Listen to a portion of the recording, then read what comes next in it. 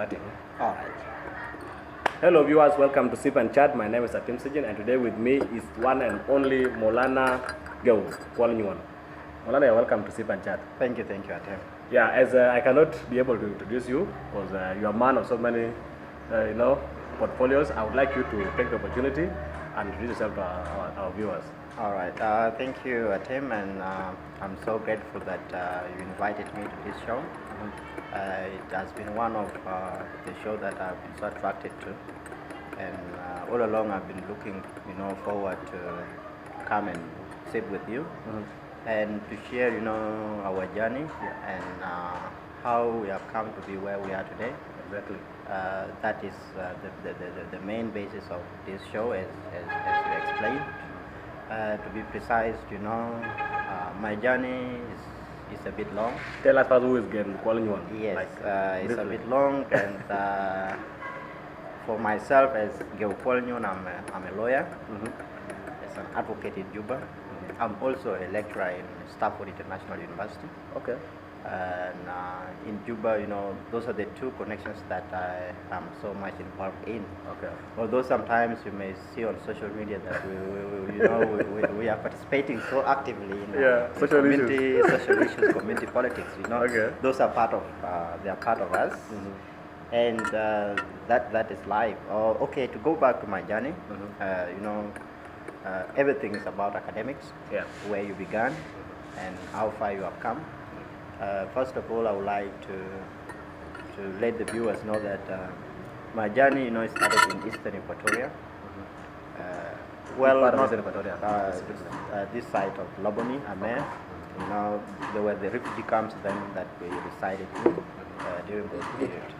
I studied there from class 1 until class 4, and then in about 1999, we went to Kakuma refugee camp. Life was very hard, as everyone knows, and life in Kakuma was not an easy life. It's a tough life for everyone that has gone to Kakuma and all the other places that we went to. Yeah. In Kakuma, I studied class 5, 6. Which school in Kakuma? Which primary school? Baranam Primary School. Baranam, okay. Yes, Baranam Primary School. I think for 2 years, and life was not that easy. Yeah. What we could do by then is just to play football. Life is just like, okay, you go to school in the morning, you come back in the afternoon. It's just about looking other things. There was no that concentration in academics. To say that I want to study. Although the best thing in Kakuma was that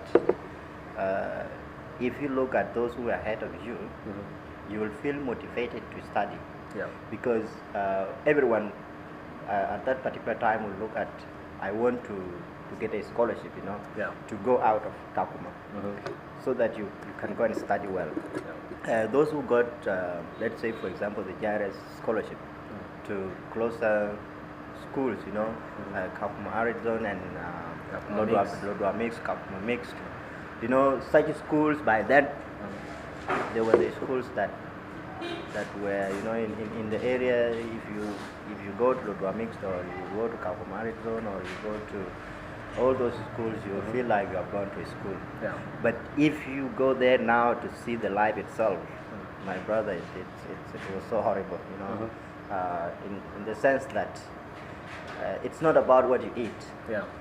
But the situation generally was so, okay, in terms of education facilities and everything, everything was very poor, but then we had no option. It was there were the better schools than the schools that we were in Kakuma. Okay. And everything was about hard work. It's about you giving yourself that time to make sure that you study, regardless of of the situation that you are in. We did well. For me, I went to Lodwar Mixed Primary School. Was it through scholarships? No, not through scholarship, but in 2001, my dad felt like it's better now you guys go to a boarding school. Yeah. Even if things are not easy, but he will try his best, to be paying the fees and all that. Paying the fees, yes. Though by then paying the fees was hard. Let me tell you, school fees, a school fees could be 1,000. But getting 1,000 that time was But really hard. getting 1,000 at that particular time was that if you have 500 Kenyan shillings, it's a lot of money. It's a lot of money. If you have 5,000 Kenyan shillings, you are the richest, I think. You are the richest. You can even marry, you know. Okay, so now, it was not an easy journey. And then from there, we tried our best. And then I think in 2003 went to Nakuru. That's where I joined my high school. From Nakuru, in 2008, I came back to Juba. And from there now, I felt like I better study here in South Sudan. You know, studying in your own country makes you to understand a lot. So when you came to Juba, you started from which level? I joined the University of in Juba. Juba here? Yes. Okay. Not in Juba, but we were the third batch that went to Khartoum. Okay. So when we went to Khartoum, we witnessed everything, including... How did you manage? You are coming from a different background, from a different linguistic background, to Khartoum, where Arabic was the main language.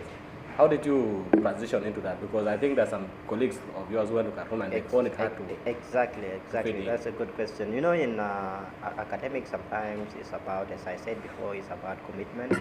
It's about, you know, giving yourself that courage to say that I really want to do this. And you know, when we came here, and Arabic was one of the subjects taught in at the university. Okay, we just take everything as it is. Some of those who were with us used to ignore even, you know, the thing like this is rubbish, nothing, and all these kind of things. But to a person like me, like, you know, when I went to Kenya, Kiswahili was there. When I left Laboni, when I went to Kakuma, the first paper that I sat for Kiswahili, I got 06. 06 out of 100. 6 out of 100. I have to be honest. Because you are from a different background, it's and something new. No, the good thing was just because it was multiple choice. You know, you just mark whatever. Because, but I was, let's say for example, I was just like a month, and then exams were, you know, another. That was really hard. It was really hard, so I didn't know where to begin. So what I was just doing was just to A, B, C, and all these kind of things. So from the experience that I got in Kenya, I said there's nothing difficult, because when I was in Kenya, when I was even in high school, some of the teachers used even to call me Kalanjin, because I'm slim, I'm short, and I look like Kenyans, and I speak good Kiswahili. I play with them. So even my own brother Deng, when we were in the same school, there's one day that one of the teachers, you know, was surprised to see me, you know, going home with my brother, saying that, Deng, is this your brother? Deng was like, yes, but he said, I thought he's a Kenyan, because every time he sees me, you know, playing with Kenyans, and you know, I got used to that life. So I got that courage and said, if I could manage Kiswahili, why not Arabic? And the good thing in at our time, it is not that hard Arabic that you are going to. Yes, it's a basic Arabic. You know, it's just like you are in class 1 or you are in a nursery school. You are just being taught like what is simple A, B, C, D, and all these kind of things. So it's a matter of you. If at the time that we joined primary schools, we were we used even to just write on the floor. We didn't have even the papers, the pens, and everything. So this one now is just like, okay, you have your pen and you can draw whatever the way the you know, your lecturer is doing it on the board. You also try to teach yourself to draw those, you know, those Arabic figures.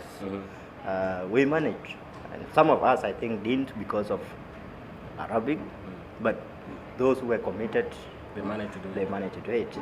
And after we graduated in 2014, I even joined legal practice when I was in third year. Okay. In Khartoum? No, here. In Dubai. Because in 2011, you know, at the time when now it was about for independence referendum, we came back to Juba. And when we came back to Juba, life was so difficult because now we were so frustrated. One is that because of referendum, we didn't even know when the school was going to open. Yeah. That's one. Two was that our government. The government was in a position that they don't have the funds to support and all these kind of things. So we took about a year without doing anything. In 2012, the school resumed, and again there was a strike in the school. Okay. That was another setback. So if you look at my LLB, you will see that I joined in 2009, but graduated in 2014.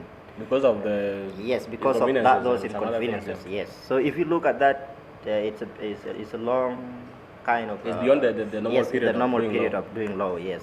So in 2013, I decided to join when I was still a student before I graduate, and from there I gained a bit of experience. Working in a farm and meeting so many clients and going about the legal practice itself, going to court and all this kind of stuff. I really felt like now I should finish what I started, and I had that courage to make sure that I finish my LLB. Good enough, we finished in 2014 successfully, and I continued, working the farm that I was working on. Then in 2015, I felt like I need to do something again to study. And I always have the courage to do more than what people know about me, or what I even myself know about myself. As we speak as well now, I'm even studying online as we speak, doing my third degree, second master degree. Okay. And so after LLB, where did you go for your masters? I went to the UK for my masters. For how long? For a year? Yeah, 1 year. 1 year. Okay. Which school in the UK? Brunel University in London. Yes. How was the experience there? From Kakuma to Khartoum, from Khartoum to Juba, from Juba to UK? Yes. If you look at, that's a very good question. Yeah. Because if you look at the way the world is developing now, look at who we were in Kakuma, who we were when we came to South Sudan, and then looking at the life in the UK, you can say that life is a journey. It's always a tough journey, it's not easy. But as you commit yourself and try to look at the bigger picture, you will see that things will change at later stages. Yeah. When I look at life in the UK, very simple life. Simple life in the sense that in terms of education facilities, materials, everything, you have everything with you there. Yeah. The only thing that you need is only your time, commitment. Yeah. If you go back to our time, let's say in Kakuma, my brother, to be honest with you, we went through a lot of difficult things.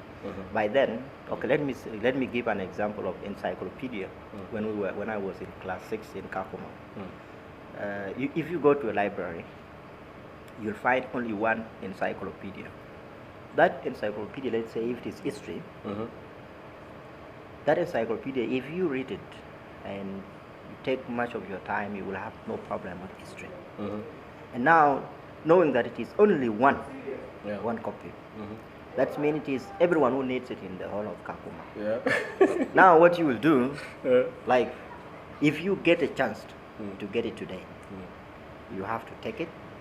Make sure that you give yourself time to write the whole book. You copy it, the whole book. Okay? Copy it, the whole book. Yeah, just to have it for yourself. Just to have it for yourself, so that tomorrow you'll just be reading as you. And you know the good thing with writing by then. It was fun. It was fun, and also as you write, it's part of you reading as well. Because when you are writing your notes, you also take certain things that you have jotted down. So we made it as looking at that. Even when we came here to Khartoum and Juba, still we cannot say that okay, there was a bit of improvement. The libraries, we have a lot of books, though they are not enough. Okay, but it cannot be compared to to the way back in Kakuma. UK, I tell you, whether it is online library, whether it is the library. So you have all the resources, both online and offline. Both online and offline. Yeah. You know, you have everything. The only thing that you need is your commitment. And looking at even the way people are in the UK, it is a diverse society. You will meet either is a Nigerian, Kenyans, all the internationals. You know, so that diversity also helps. That helps. In terms of sharing ideas, opinions, and all that. Even the context. Yes, even the it's a kind of interactive environment that if you are part of it, you feel like, wow, this is really what I wanted. And as we are now at our age now, this is a different world, I think, you know. We have to socialize with so many people. We have to interact with different nationalities, with everyone, and you know, try to have an environment that accommodates everyone, and that you don't feel like, well, I'm a Dinka, or I'm Nuer, or this tribe, or this kind of thing. That is the line that our generation is taking now, because be sipping your tea, as we can. Yes. So in the next few years, we will not just be ourselves, but we'll interact with so many people. Some of us will even be going elsewhere, you know, to go and work. Whether you work in a different country, or you work here with so many nationalities, whether it is in your company or any entity that you have created. So it's a kind of like a very good experience. And looking at the way things are now in South Sudan, I can say that in the next few years we are going to have a very good South Sudan, that diverse and you know. If you look at University of Juba now, the way it is growing, you know, it can even tell that there is future.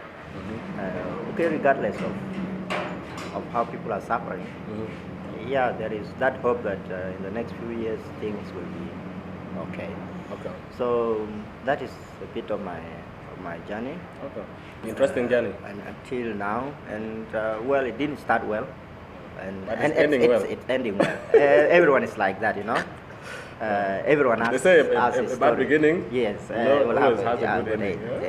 So we are moving well. We are moving to the right direction. All right, Moulana. If someone sees you, like I've known you for some time, when someone sees you in person and follows you online, these are two different personalities. Yes. Sometimes online you criticize and your opinions are always very vocal. Very good. But in person you're a very quiet person, unless someone gets close to you. So there are some viewers who knows you online, and there's some others who knows you in person. Exactly. How does these two people interact? Thank you. You know, life is about defining yourself, who you are. In two separate environments, you said about online and you know, in person. They are completely different. and someone who is, you know, who is an intellectual would really understand the two sides. One is that, you know, on the social media, this is where we share ideas. Okay? And if we share ideas, you know, we cannot all be saying that because maybe I know Atem and Atem has, you know, has brought that idea, and I look at it and say, okay, because I know Atem, I'm not going to criticize it. That is not the way I look at things. Exactly. The way I look at things is different from the way others look at things. First of all, our people are very complicated people.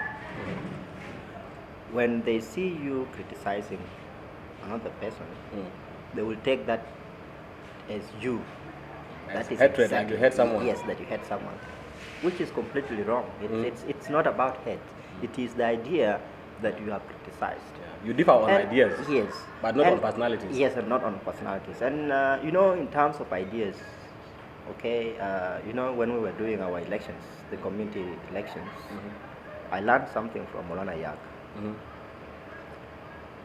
Said our people, sometimes if you bring an idea, Someone will say it will not work like that.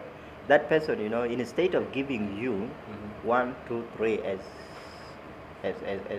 alternatives of what you have introduced already as an idea, they will look like, they will shut it down, or they just want to work. kill it. And doing that is not.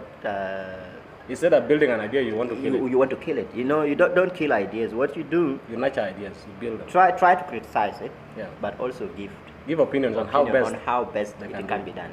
Yeah. Okay, that's how I look at it. Okay. Now, looking at myself as a person, as you said, I'm a quiet, and sometimes when we interact, you will see that I'm not that tough person. Yeah. Very simple person. Yeah. Okay, good enough. That is how you look at me. Yeah. But then now, looking at the social media and other platforms, okay, the main issue there, you are interacting with so many People. and those people, as I said, they have very complex kind of thinking. We cannot think The same way. the same way. Yeah. I must think differently. And if I think differently, it is what I see that you have not quoted well, that I will try to correct it. Okay, and as far as I know what people think about criticism, because in South Sudan now, if you criticize someone, you will just be hated because of, you have criticized somebody. But that is not the way we should move forward. Criticism are part of providing check and balance. Yes. Okay. Exactly. Try to, if to be honest with you, if I'm a leader now, and someone criticizes me, instead of shutting that down completely, I better look at that criticism, take something from it, and use it, for my own good. Yes. If you look at somebody like Museveni has been in power for so many years, but to be honest with you, he don't ignore the oppositions. Yeah. Whatever the oppositions, proposed, we look at it, analyze it well, use it. That's it. Someone who criticized you is somebody who wants you to improve on something. Okay? If you look at our youth now, and some of the leaders that we have in our communities, there are some, if you criticize them, they will look at you as the enemy. But in another way, for me, I don't see it that way. Instead, because if I'm criticizing you, I'm trying to help you in another way. Yeah. Because it's about you taking what I'm trying to tell you, or you leave it. Yes. If you leave it, it's up to you. Yeah.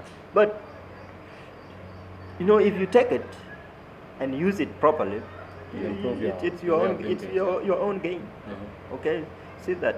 So, and looking at our society, and particularly the youth of today, this life has taught us so many different things. One is that everyone wants to attach himself, because if you look at this, the way system of South Sudan is, you will see that some of the youth, they want to attach themselves to big guys who are working in the government, and they want to be part of the system itself. And looking at how things are done in South Sudan, and trying to borrow whatever you see in the government or anywhere, then you bring it to the community. It comes and create two different things. One, this is a community that has a way of doing things. Yeah. You are coming with a different authority. Yeah. That you want to do something the way you think, and trying even to to abuse your powers. Okay, making that how influential you are in the government. Yeah. So you want to behave the way you are in the government. Yeah. In the So community. you take your status in the government Yes, to the community. To the community. And once you take them to the community, you will influence some youth. Sorry. Okay? Influence some youth, and those who are influenced, some of them will use such ideas you know, and try to behave, you know, in a way that you must impose thing on the people, which is completely not right completely. And that is where we have, if you see us sometimes Some on social commotion. media, you see some commotions and all this. It's because of the way we are abuse of powers trying, and yes, all the that. abuse of powers and the way people are trying to you know, to look at themselves as if now I have the authority, and once I have the authority, I can do whatever I want. Yeah. Okay. They are not supposed to be held accountable. Yes, not, you know, somebody will just be there holding his hand, and he's, you know, he's in a position that he's supposed to perform the way he said it, you know, the way he campaigned, you know, during the elections that were conducted, whether it's a community elections or whatever. He will say something different, and you know, community sometimes also they you know, they also contradict themselves, trying to separate community from saying it's not political, but in the actual sense of it, It's more political. it's more political than the way they may think. And you can't just come in and sit and, you know, hold your hands and say, okay, because I am a leader, you got what you wanted, so that's it. It's done. Now, where do we get the check and balance? The check and balance now will be on social platforms. Social platforms. Because that's that you don't have anywhere to. Some of them don't even call. There are no platforms to discuss this to discuss all these issues. check Some and of them will not even call you for a general assembly meeting.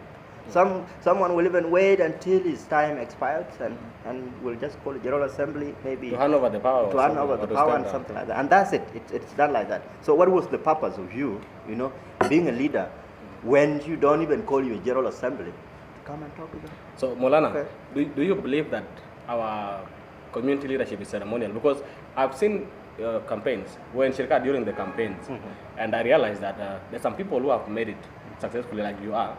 You are a lawyer, you're an advocate, you have made it in life. So everyone believes that if you have made it in life in your own different profession, you have to come back to the community and start campaigning for a position. And second, that I disagree with, you know, when you want to apply for a position in the community and start promising, like, I'm going to dig a borehole, I'm going to build a clinic, why won't you do the same thing? Because you are part of the community, even before you apply for the position. Do you have to be given the position to do service for the community? Good question. You know, the problem is, if you look at, there are some people who are not gifted, you know, naturally as leaders, and because of money and because of money status as a factor, maybe your education level, you know, is another factor, and then your connections with big the people, government, with big people and big names. These three factors, you know, they have become very big factors in deciding who you want to become in the community. And if you look at our communities will look at you as, okay, you as Atem, if you don't have money, or maybe you are not well connected, they will look at you as someone who has failed. You are nobody.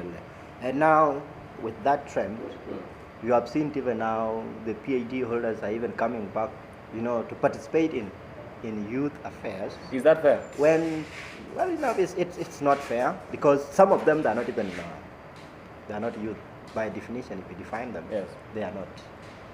They are not in the sense that youth is well defined by the UN. That is up to 25.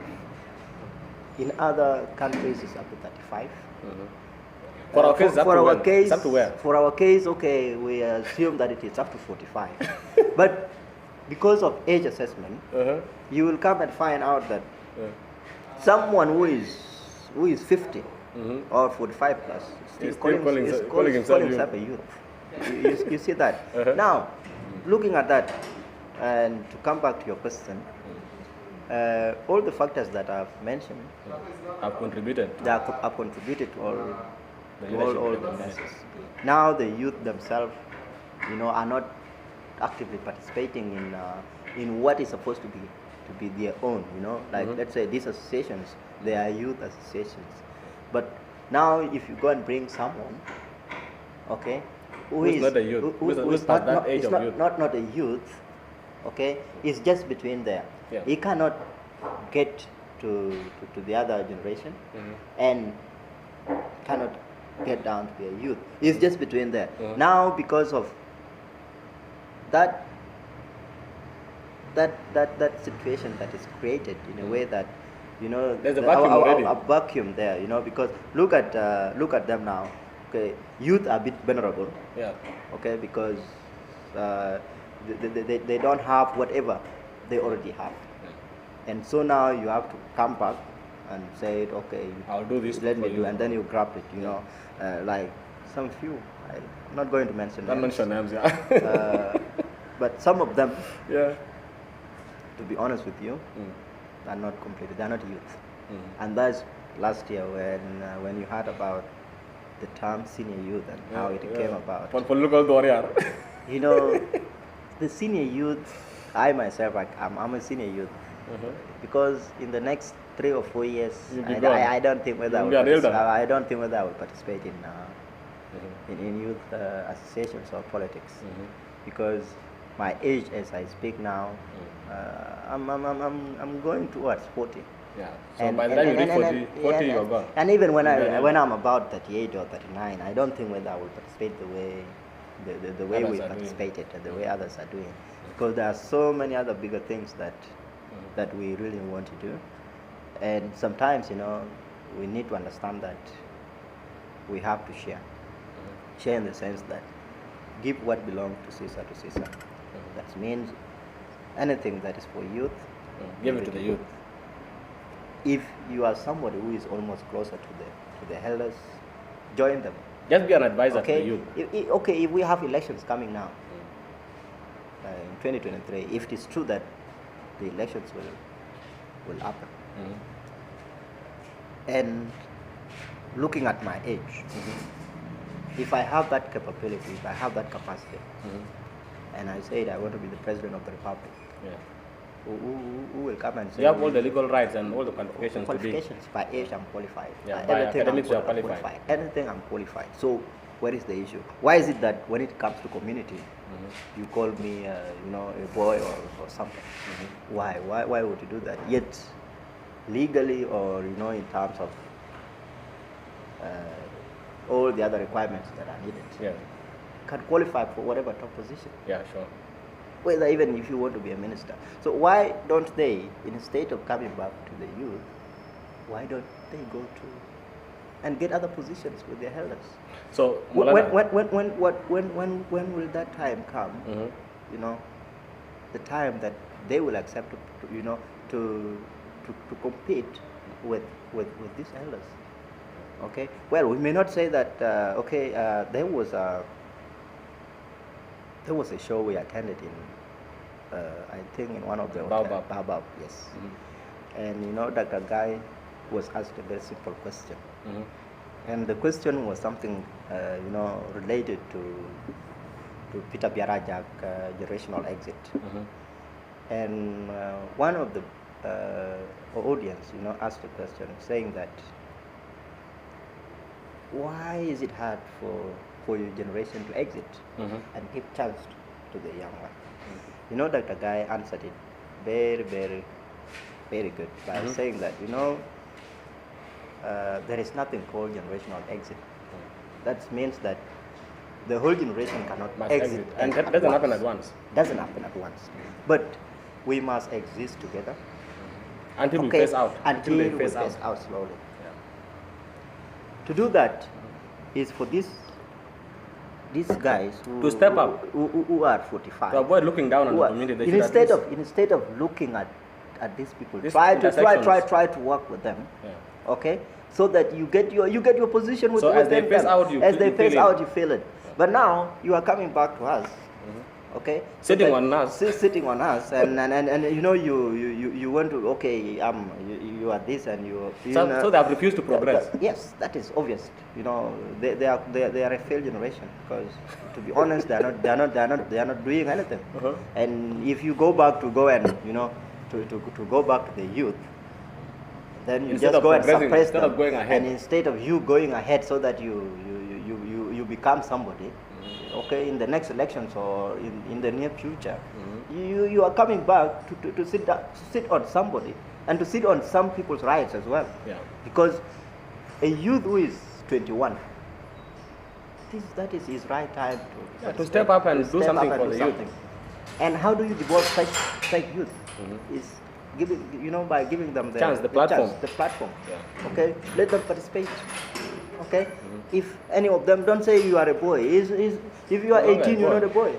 Okay, you're not a boy. At 21, you are not. At 25, you are not. At 30, you are not. Okay, at 35, you are not. Yes. But if you call me at 36 or 37, you call me a boy, then mentally you are not right. So Moulana, we are in the same age group. Yeah. And I think in the next few years, we're going to phase out, as you said. And most of us are willing to move on and, vie for other big things. Because, every stage of life comes with its own, achievement and challenges. We will not want to look back, but at least move forward. What is your advice to those elders, the senior youth leaders or youth? They call them political warrior or something. Yeah. What's your advice, a brief advice? How can they give us or give youth a chance to grow? The best thing that they should do is to accept that they are almost a different generation. And the level that they are now, they only should be looking at themselves as people who can guide, the youth who are coming up. Guide them in the sense that you let them participate. Yes. Don't block it. Okay? Don't come and put yourself there as a blockage.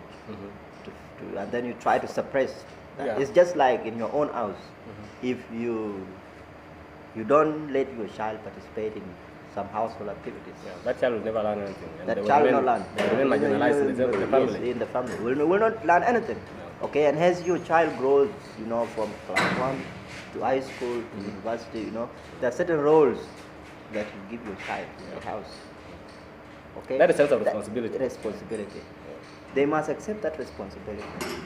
Okay, instead of them to come and lock horns with the youth, be their guidance. Okay, I have no problem if you call me today and say, Moulana, I want you to do 1, 2, 3. That is what they should do. Instead of me coming and we lock horns, and at the end of the day, because of your powers and whatever connections that you acquired, you fixed yourself in, and now you'll be dictating everything.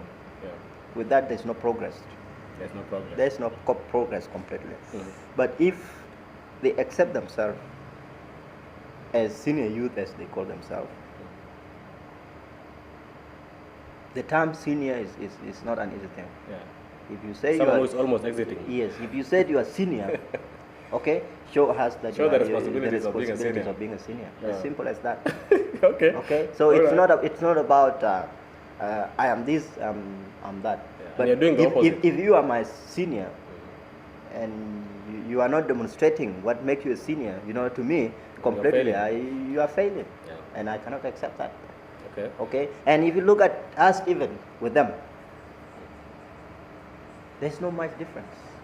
We have all gone to schools. Okay. Some of the small boys that they call small boys are even educated than some of them. And some of the senior elders. Okay. And you will look at that boy as just a boy, but is the boy was well informed, well educated, and he has everything. The only thing that he may lack is kind of empowerment. From the seniors. From the seniors, you need a push. Someone to push you a bit. Say, okay. With all these qualifications, you can do this. You can do this. Come and do this. Okay. But if you want to come in and then you behave as if you suppress everyone. You suppress everyone. Then completely, you are not doing anything. So Moulana, yes, as a legal practitioner, there are a lot of rampant nude photos and videos happening in our community. I think it's a new crisis in our communities because the phones have come up and people are getting used to social platforms. And you might have seen some videos of naked ladies going around, and these are our own ladies. You have seen some photos of naked ladies which are being shared. So what's your advice, both on legal perspective and also as a member of the community. Yeah. And what legal actions can be taken towards such kind of things? If someone has to leak someone nudes or videos, this is a mutual understanding between a boy and a girl. And if it happens that you are sent that photo and then you share it, what are the legal implications that can be applied? All right. I think that's a very good question, Atem. You know, the society, our societies are growing. And they are growing in the sense that we are borrowing cultures that are not known to be our cultures. Okay? We have moved to a point of modernity. And if you look at such things that are happening, like the nudes and everything, you may think that we are going post-modernity, in the sense that the people who are practicing such bad acts are people with interest that if you look at them, you will say that mentally they are insane, or they lack that sense of humanity in themselves. Yeah. Because whatever you do to a lady in such a manner, put yourself in the shoes of, let's say, for example, look at that lady as like your sister. What would you do if someone, do such an act to your sister? Okay, and looking at also that there are so many factors. One, poverty is one thing. Yeah. Some of the youth, they don't have anything. They are redundant. They're not doing anything. And sometimes because life frustrates you, you may think to do anything. Let me give you an example. There is a boy in Gudel. The boy is so used to. He's a student, I think, in University of Juba, doing a kind of like computer engineering, and he's so good in IT. IT, okay. So what he used to do is that he cons the ladies online, con them, and then sometimes try even to get the nudes and everything. He has his own way of getting such pictures and everything. Then now he will use it as a way. Them. Yes, he will use it as a way now to get money from the ladies. Yeah, true. But if you don't give me the money, if you don't give I'll me this amount of money, I'm going to expose you. Okay. That is, if you look at that now, that's because the boy is trying to get money in a way that completely doesn't understand. So poverty might have contributed to that kind of action. Yes. So he doesn't completely know what he's doing. Okay, he needs money, but in a bad way. In a bad way, and in a way that he's not even aware that this is another way of killing your own self. So what are the legal implications? Now the legal implications is like this boy that I'm talking about. It came to a point that so many girls complain about him, and he was arrested. Okay. He was arrested. For how long? The case is still on. Okay. The case is still on now, but I think he has been in jail for almost 2 months now. Okay. And what in our constitutional law? And if you look what at are the penalties for such kind of actions? If you look at, as I said before, poverty as one of the factors. You also look at our culture itself. Our culture is a kind of a culture that it embraces, certain things, because the way we date the ladies, in our societies, things like rape, adultery, we look at them as we don't even define them by them. We don't define them well. There's no lady that will say that I'm raped. Oh, right, yeah. Similarly, those things are happening in the community, but it's hard to come out. A lady also will, okay, you as a team, you may be dating and maybe you are exposing certain things among yourself. Okay? And maybe the girl, even if she noticed that there is something wrong, it will be very hard for that lady to come out. Yeah. Because you're trying to keep everything confidential, because our society, once you are known that you do such a thing, it goes out, and then the whole community will feel bad about it. Feel bad about you, and you will be, you'll be given names, as someone who is just like that. And marriage is another issue. Once your names are tarnished, it's hard to get married. It's very hard for you to get married. And marriage has been used as a way of even getting wealth from in our society.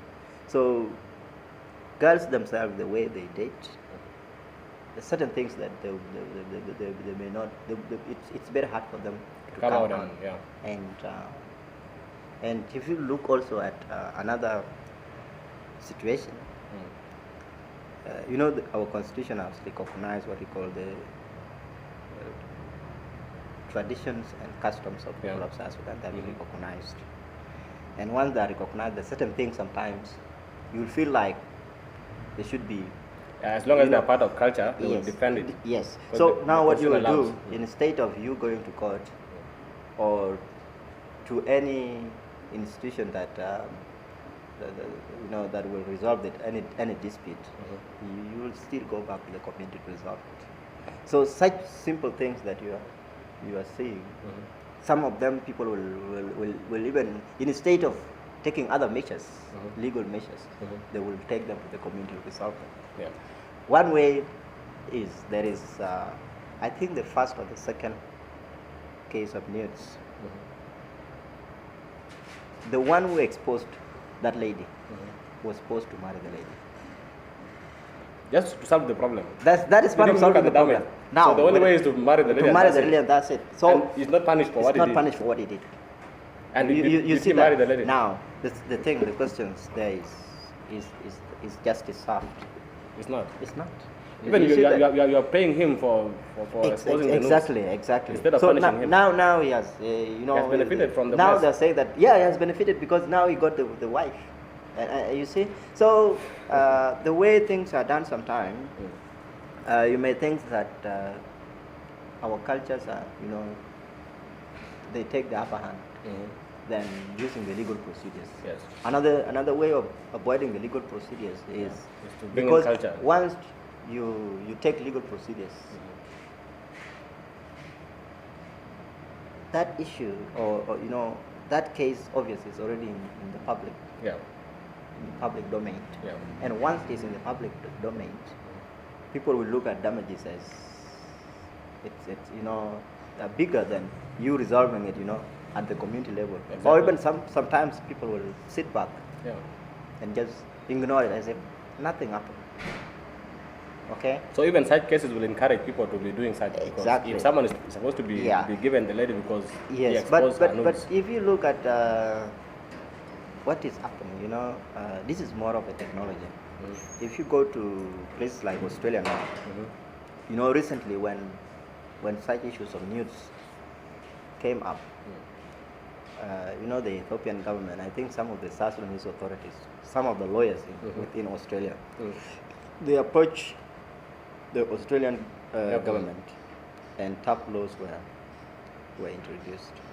Okay, that they have to trace the source who leaked the news out. Okay, how did it get out? How was it captured? Who first captured it? And looking at the line, how it was shared. That needs a bit of technology, which I think it can be very difficult here. Okay, the only way you can investigate sometimes is just to know who was the last person who shared the news, and then you look at. And then you try. It is the individuals now that will try to to investigate among themselves how did it leak out. Okay, but sometimes because of the issue that I said before, you don't want it to go to the public. You want to keep it low. You will avoid such everything, and then you will try to. So that means we are going to see more kind of cases of nudes and videos being leaked. So, okay, Moulana. It's good to chat with you, and dear viewers, this is Sip and Chat program, your only platform where we shed light on many things, starting from the background, stories, to coming the journeys, and also talking a little bit of social activities in the community.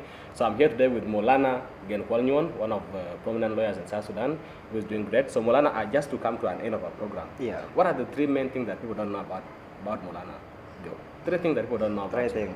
One main thing is that one, I'm very simple person in very life. Simple. If you find me and we chat with you, you click. I'm normal. I very cool guy. You know, I can interact with so many people, and we can move along so easily. That is one. That's one. Second thing is that I don't entertain nonsense. If what you are telling me is not right, you will say it is not I will right. say it is not right. That's it. So you call a spade a spade. That's it.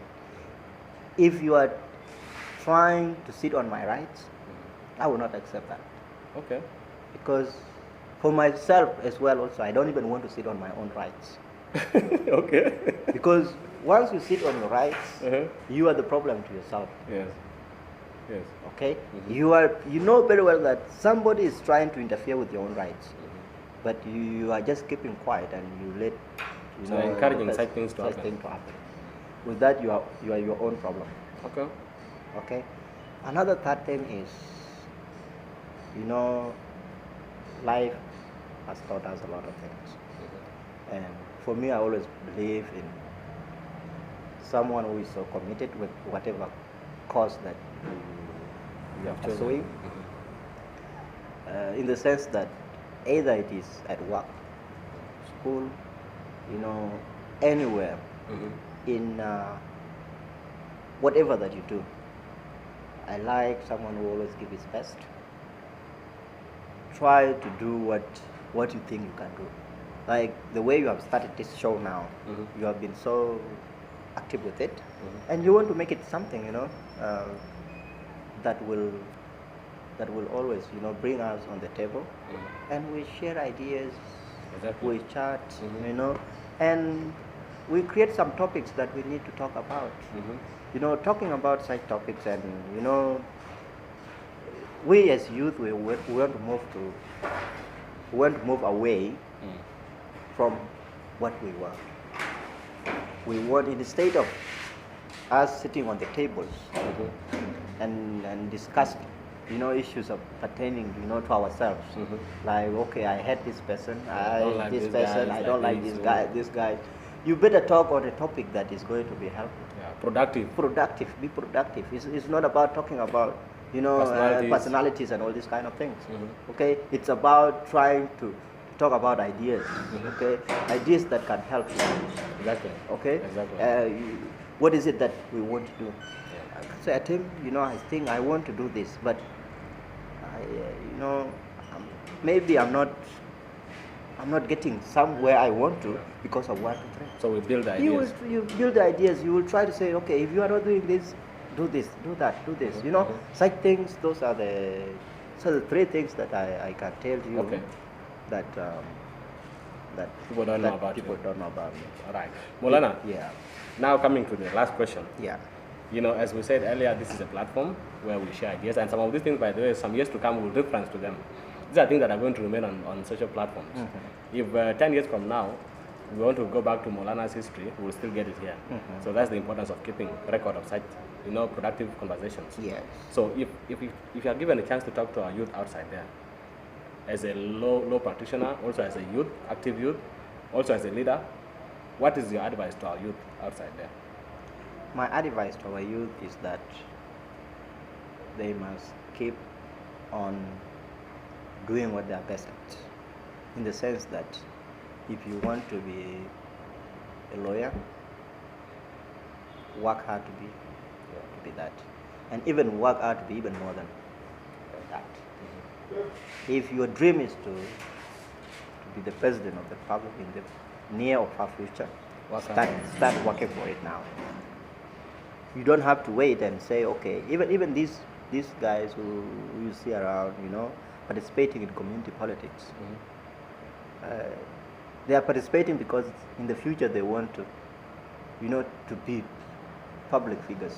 They want to be, ministers. They want to be presidents. They want to be whatever. Everything starts early enough. So you also need to stop, in a state of participating in things that are not productive. Yeah. Like Tribal issues, ethnic issues. And all these ethnic issues, okay? Try to build yourself, okay? In terms of education, if you are good, you have your masters, try to acquire other, get other skills, okay? Everything is a matter of practice, okay? If you want to be a researcher, you need to keep on researching. Yeah. Build that skill. Build that skills. So it's about they need to focus on building themselves. Yeah. So that you will not have the name, but you will have the required skills. Yeah. You'll be known for so and so is good at this. At this time. Yeah. He has these skills. Okay, he has these skills. These are the things that we need to focus on and try to define ourselves. Because as we speak now, our elders think that we feel like they should move we should away. Push them away, and we take over. We take over. That is rude. That is very rude. That's not how it's going to happen. It's going to happen in the sense that we will take out some of these elders who are not capable of doing what they are doing. We take the positions. Those who are capable will still remain with us, and slowly we'll find ourselves fixed in. Yeah. Okay, find ourselves fixed in as youth and as leaders. Yeah. Okay, well, Graham Mobile used to say leaders of tomorrow. Okay, and recently, the Judge Amr, some of us, we call them failed kind of generation because we felt like they were part of the movement. They were there. Yes, but now it seems like they are not completely. You cannot see them. Yeah. Okay, now when is that tomorrow going to come? Start that. Tomorrow is start now. Yeah. Because it was said in 1980 something, 1990 something as you are the leader of tomorrow. Now you are old and you are still called the leader of tomorrow. Now you are 50s and you still call yourself leaders of tomorrow. So when is that tomorrow? When is that tomorrow coming? You understand that? That's need them to define themselves, step in. It's not about going outside and then you go and yap outside there, whether you are in the UK or you are in America or wherever that you are. If you want to talk, get in here. Come to South Sudan. Tell us what is it that you want to do. Okay? We have seen so many people that try to hold the government. But then sometimes they move out and they go and talk while they are in Kenya, Uganda, wherever. You cannot change from outside. You change within. So be part of that change. Be part of that change itself. Okay? With that, the Jeshamer now, they still call themselves youth, which I don't think they are. Okay. Because if you are 50, most of Jeshamer, they are 50s and above. let's say from 48 or 46, 45 and above.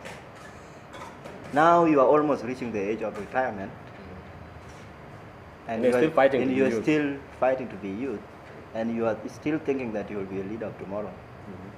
With that, you have not done what you're supposed to do. Exactly. It start early enough. So if you are a youth and you want to be a leader of tomorrow, then you start at 21. As early as possible. As early as possible. Thank you so much.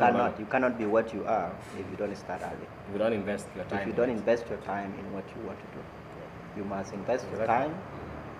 You must invest and put in all the efforts that you want to achieve whatever you want. And it starts immediately. Immediately. Yes. All right, dear viewers, thank you so much for viewing. This is Sip and Chat. Today with me was Moulana Geu is one of the lawyers that is doing great, Geu Kuol Nyuon. And today we have chatted a lot. We have discussed a lot about social lives, about his life, his journey.